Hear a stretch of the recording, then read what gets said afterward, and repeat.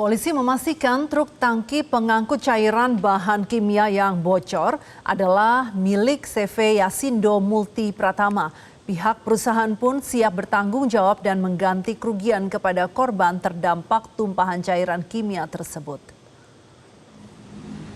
Pihak CV Yasindo Multijaya telah bertemu para korban yang terdampak tumpahan cairan soda api dan meminta maaf atas insiden bocornya tangki pengangkut cairan kimia milik mereka. Perusahaan mengaku akan bertanggung jawab dengan mengganti kerugian para korban.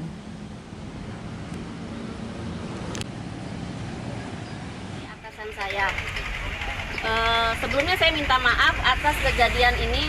Saya juga tidak mau ada musibah seperti ini. Untuk yang motornya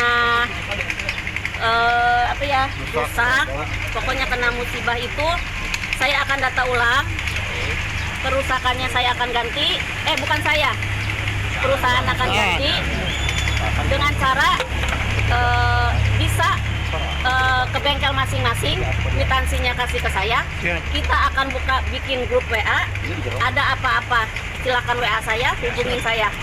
Untuk yang kena luka-luka dan masuk di puskesmas atau rumah sakit, bisa biayanya dibebankan ke kami. Sementara polisi masih menyelidiki penyebab kebocoran truk tangki sejauh 8 km dari Cikalongwetan hingga Padalarang. Meski dari uji kir, mesin dinyatakan layak hingga Juni 2025 setelah diperiksa banyak tambalan las di bodi tangki. Akibat kebocoran itu setidaknya lebih dari 500 kendaraan rusak.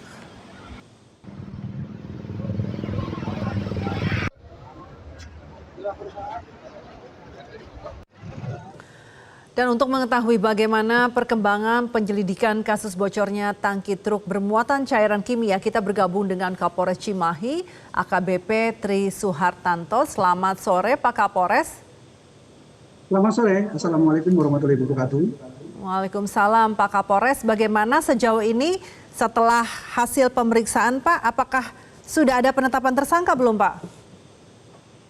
Baik, langkah-langkah yang sudah kami lakukan terkait dengan adanya kebocoran mobil tangki dengan nomor polisi D9475AF milik CV Yasindo Multi Pratama yang bermuatan cairan zat kimia.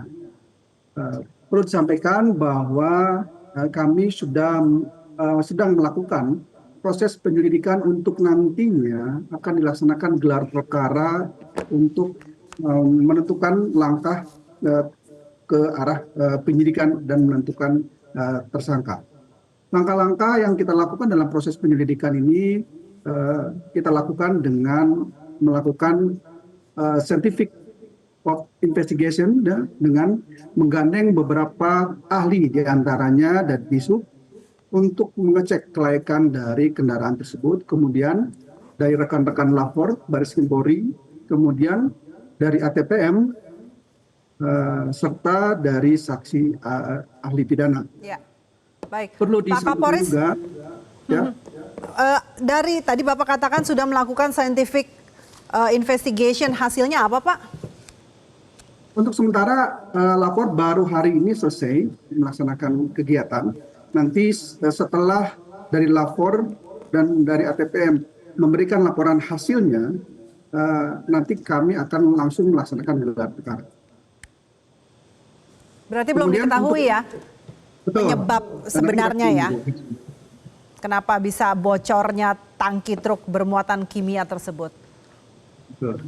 Dan perlu disampaikan juga bahwa langkah yang sudah kami lakukan untuk menetralisasi terkait dengan jalan karena masih ada kemudahan dari masyarakat, ya kami sampaikan bahwa jalan tersebut sudah dilakukan netralisasi oleh rekan-rekan dari Gegana Brimob Polda Jabar, yaitu dari unit KBR, Kimia, Biologi, dan Radioaktif, dan hasilnya memang sudah tidak ditemukannya lagi radioaktif yang tersisa di jalan sejauh 8 km tersebut. Jadi masyarakat sudah bisa menggunakan. Ya, Pak Kapolres kan sudah beberapa waktu lalu juga sudah memeriksa dari pihak perusahaan ya Pak ya. Nah pihak perusahaan di sini kan mengetahui kondisi truk. Karena tadi dari informasi yang kami dapatkan sudah ada hasil sebenarnya uji KIR yang masih berlaku ini sebenarnya sampai Juni 2025.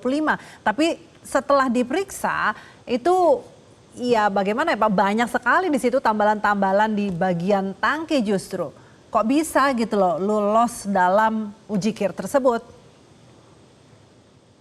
Betul, nanti secara komprehensif setelah nanti dari Disub, kemudian masukan dari lapor, serta masukan dari APPN, kita baru akan bisa menentukan dalam nanti gelar perkara yang nanti akan kita lakukan setelah semua saksi ahli membuat laporannya. Mungkin dalam waktu yang cepat nanti kita akan segera sampaikan.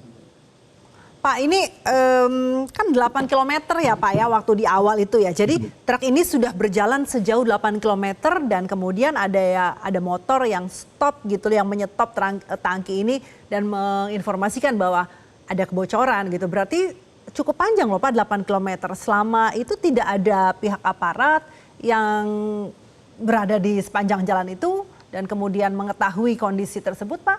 Karena ini dari warga kan Pak yang melaporkan justru. Jadi pada saat itu perlu disampaikan bahwa keadaan di lokasi tersebut dalam keadaan hujan besar. Jadi jalan dalam keadaan besar, kemudian dari arah Cikalong Wetan itu memang hanya pos laka lantas yang berada di daerah dekat situ, di dekat kejadian TKP. Jadi truk tersebut diberhentikan oleh pengendara itu sebelum pos laka lantas. Oke, sejauh ini berapa korban Pak? Untuk korban luka-luka ringan di hari pertama itu sebanyak 100, kurang lebih 100 orang luka ringan ya. Jadi untuk korban luka adalah 100 luka ringan, kemudian 4 luka sedang dan 2 luka berat. Nah, untuk luka ringan dan luka sedang sudah diperbolehkan pulang. Oke, baik, jadi korban sudah boleh diperbolehkan pulang dan tadi Bapak katakan kondisi jalan juga sudah dibersihkan sehingga saat ini sebenarnya sudah aman ya Pak ya? Tidak akan ada lagi efek-efek dari kebocoran cairan kimia tersebut, begitu ya Pak? Karena ini cukup mengkhawatirkan loh Pak. Ya, baik. Betul, dan dari lapor juga sudah, perlu kita sudah sampaikan juga bahwa dari lapor juga sudah mengambil sampel ya dari kendaraan, kemudian dari solokan, kemudian dari samping jalan ya, sekitar jalan, dan memang belum tidak menemukan adanya bahan kimia. Baik. Pak Kapolres Cimahi AKBP Tri Suhartanto, terima kasih sudah memberikan informasi dalam Metro hari ini. Selamat sore Pak. Jelajahi cara baru mendapatkan informasi. Download Metro TV Extend sekarang.